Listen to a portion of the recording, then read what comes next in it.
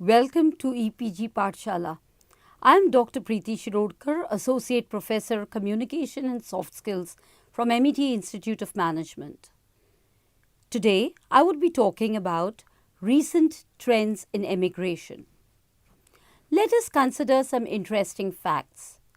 New Zealand has seen a 100% rise in emigration.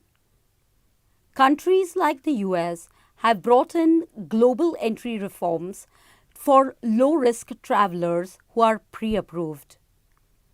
The UK too has been trying to bring in reforms to prevent nurses from leaving the country. Furthermore, the trends have shifted towards moving more to English-speaking countries like Australia, Singapore and New Zealand.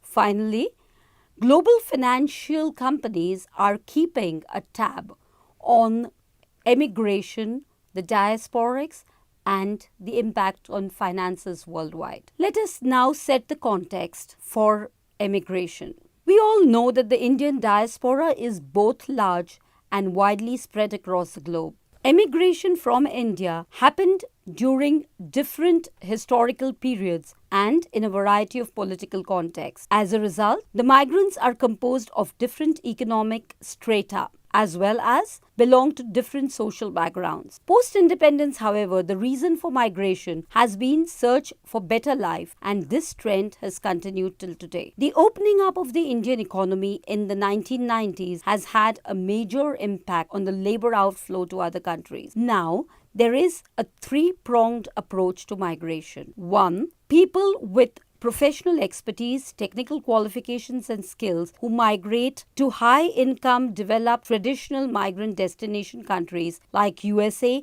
UK, Canada and the Gulf Cooperation Council, either as permanent immigrants or to take up temporary employment. Two, unskilled, semi-skilled and professionals migrate as contract workers to the high-income countries in the Gulf. In addition to traditional destinations, emigration has also been of late towards the high-income countries of Southeast Asia, such as Malaysia. The third and most recent trend is that of professionals, especially young IT professionals who migrate in ever-increasing numbers to North America, as also to newly emerging destinations such as Europe. All in all, there has been an increase in emigration since the 1990s. Country-wise, looking at the immigration policies of specific countries, the diasporics have made their choice, and this has shaped the emigration trend. There has also been a major impact of this emigration on India itself. Over and above this, there is a trend recently of return migration where people come back to their land of origin after having spent many years, sometimes generations abroad. There have been two factors that have propelled emigration from India in recent years: liberalization of the Indian economy in the era of globalization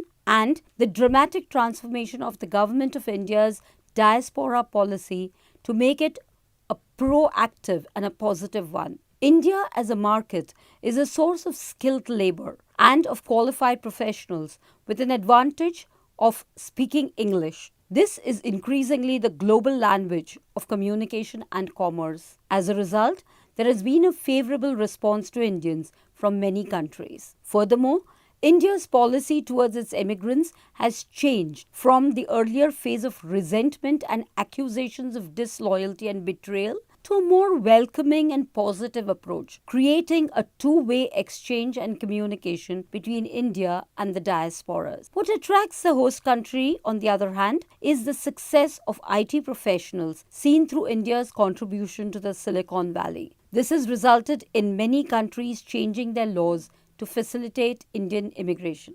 This is as regards India. What attracts the host country, on the other hand, is the success of Indian IT professionals seen through India's contribution to the Silicon Valley.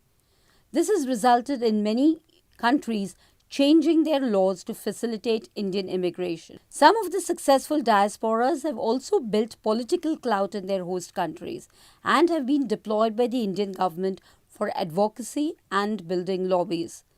In newer destinations, Indian immigrants have found work in non traditional sectors, but they've also faced hostility for taking away the jobs from locals. Moreover, a prominent trend has been that of the double diaspora, where people have moved from the country they initially moved to a newer destination for varied reasons. There has been a major shift among current immigrants as regards their places of preference as well. Let us look at the traditional destinations of emigration, which include USA, Canada, and UK. The average annual flows of Indian immigrants to all these countries have shown a record growth since the 1990s compared to the earlier decades. Moreover, there has been a further increase in the number of Indians immigrating on a permanent basis to these three countries since the turn of the 21st century. The reason for the rather marked increase has, however, been different in different years, but the government policy has been one of the strongest deciders. The 1950s onwards, there were various changes in the immigration policies among the trio of countries, which are USA, Canada, and UK.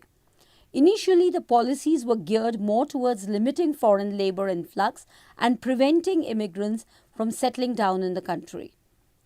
According to Abella, 4 factors have pushed several developed countries in the recent years to reduce barriers and allow a larger inflow of foreign workers in high-skilled categories. These include the liberalization of trade, rapid expansion of the knowledge economy, rapid aging of the population, and the growth of informal and flexible employment. Based on this, the current scenario and the changing policy to attract workers can be categorized into 2 types. 1. Announcement of specific attractive new schemes, and 2. Modification of earlier rules. Let us examine the specific immigration laws in these 3 countries. First, the United States of America. The 1965 Immigration and Nationality Act equalized the immigrant quotas at 20,000 persons for all national groups in the Eastern Hemisphere and created 2 immigrant categories: family reunion category and the employment category. Then came the Immigration Act of 1990. It aimed to accommodate economic restructuring and globalization of capital and personnel flows. The general change in laws and policies is now geared towards ensuring that the labor force is meeting their own specific needs and shortages and is also temporary in nature. This has led to an increase in visas being granted to temporary workers in specialty occupations, as also to international students who are expected to return home after their education is complete. The Indian immigrants to USA display certain characteristics.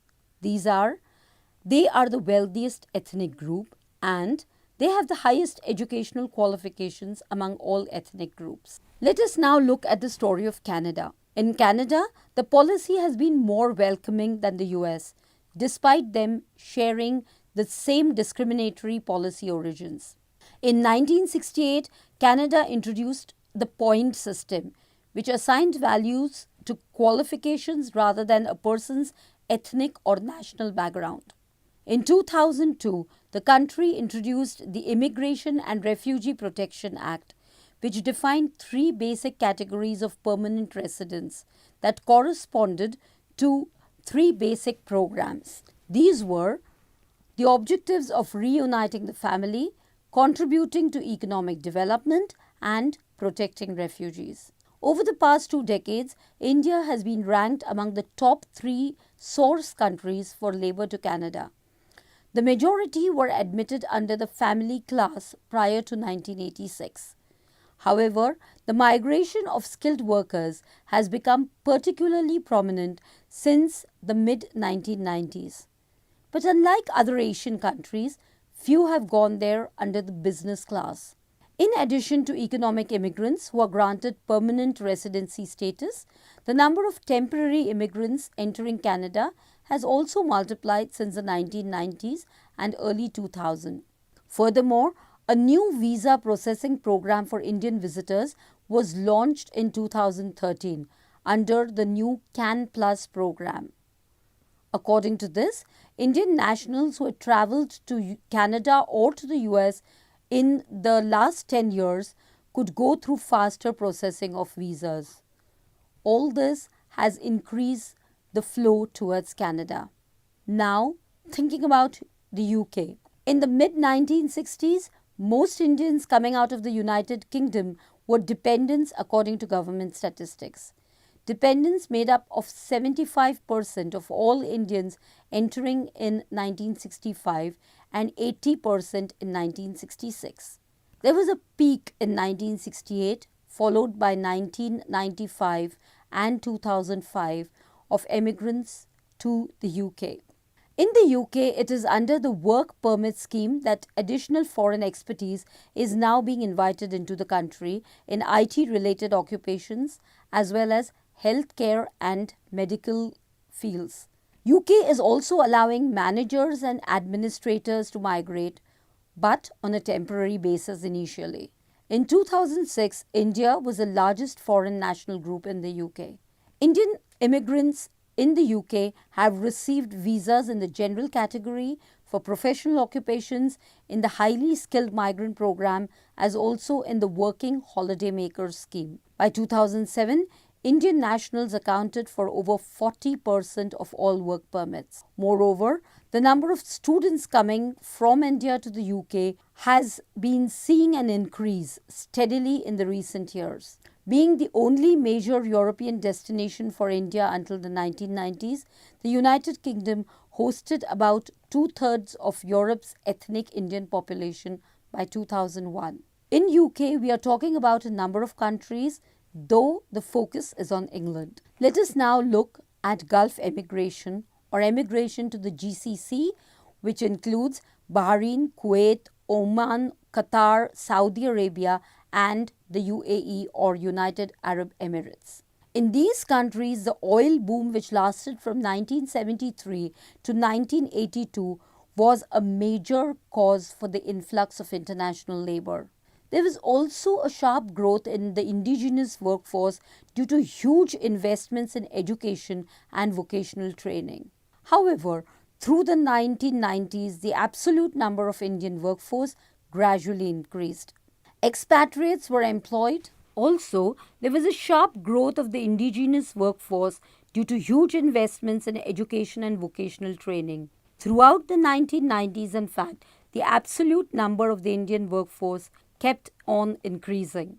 Expatriates were employed in the private sector at paltry wages, much lower than the national labor force average. Thus, despite the labor nationalization policy of the GCC, lack of implementation allowed private sector players to continue to employ migrants at very low rates and exploit them. After the growth in the number of immigrants from 1992 to 1997, there has been small decline in 1998 and 1999 due to restrictive immigration control. This has been followed by a consistent growth again from 1999 to 2008, a trend which has since then plateaued due to a shift in migrant destinations. Let us now consider some new destinations. Among these are first, Europe. Today, Europe has a large Indian diaspora of about 5 to 8% of the entire European population. Indian nationals were the third largest group of non-European Union immigrants in the European Union in 2008. Most of these live in Western Europe, particularly in UK.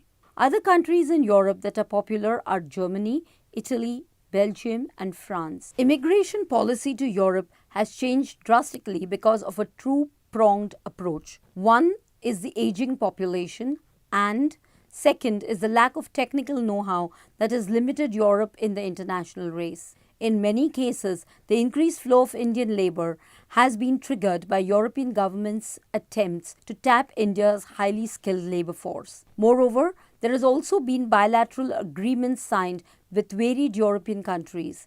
These provide for social security coordination and in some cases an exemption from social security payments for foreign workers, remaining for a period of up to 60 months. So too, the Indian government has signed a labour mobility partnership agreement with Denmark. In Italy, however, the Indian community mostly consists of former illegal immigrants who are now being regularized. The second destination is Australia. During the last 2 decades, the emphasis of the Australian immigration policy has tilted in favour of skilled and professional workers. Accordingly, a number of skills selective programs have been introduced to attract these workers. Two of the larger categories of skill migrations are the Skilled Independent or SI and the Skilled Australian Sponsored or the SAS. Entry under both categories is dependent on a points test. These points are on the basis of the age, skills and qualifications of the emigrants. Under the Skilled or Independent Migrant Selection System, the Migration Occupation Demand List or the MODL identifies occupations to be allocated extra points under the points test. Though IT skills featured strongly in the past, currently the demand has moved more towards healthcare professionals. The third country we are looking at is New Zealand. In 1951, there were hardly 2,425 Indians in New Zealand. However, by 2006, they accounted for 4.9% of all immigrants. The Indian diaspora in New Zealand consists of the ethnic Pakistanis, Bangladeshis and Fijian Indians as well as Indians. Even then, most claim mixed ethnicity. In the 1980s, immigration policy eased up and families of the first Indian immigrants came to join their family. The political unrest in Fiji in 1987 and then again in 2000 marked an exodus of Fijian Indians to New Zealand as refugees. Another reason Indians are attracted to New Zealand is the large English-speaking populace there. There are universities for various subjects which have attracted many students who decide then to stay on in the country after they finish their education. The fourth destination we are looking at is Singapore. Since the maritime trade before colonization, Indians have been settling in Southeast Asia. These migrants have included the Chuliyas, who are Tamil Muslim traders, the Chettiars, who are money lenders, Sindhi traders, the educated Malayalis, who largely speak English, who work as professionals, and the Sikh immigrants who serve in the police force and military. However, the situation in Singapore has not always been harmonious, and even till a few years back, the Indian community had few achievers, with the rest being blue-collar workers. However, Singapore government's policies changed, allowing for contemporary influx of white-collar workers. What is noteworthy is that unlike in other places, Singapore's Indian citizens have noticeably lower academic credentials. Moreover, in the past 3 or 4 years, the situation has come a full circle. National sentiment towards Indians has once again worsened, leading to Little India riots in 2013. Ethnic tensions and regressive policies are being strongly lobbied for. Despite this, Singapore still remains the new in destination, not only for professionals but also for students. Having considered various destinations, now let us think of remittances. India, with a recorded remittance of USD 49 billion, is the largest recipient of international remittances in the world. In terms of the percentage of GDP, remittances have equaled to about 3% in 2003. In 2007-8, the Reserve Bank of India recorded $43.5 billion as private transfers to India. Of this, 50% were classified as remittance towards family maintenance, 43% as local withdrawals or redemptions from non-resident Indian deposits, and another 6% were classified as personal gifts or donations to charitable and religious institutions in India. In fact, in addition to the prominence of diasporic remittances to the family, region and the nation and its economy, the increased emigration has brought about several benefits. In India, we see a contribution to the FDI, development, technology transfers, and even philanthropy. Another trend which is worth mentioning is that of return migration.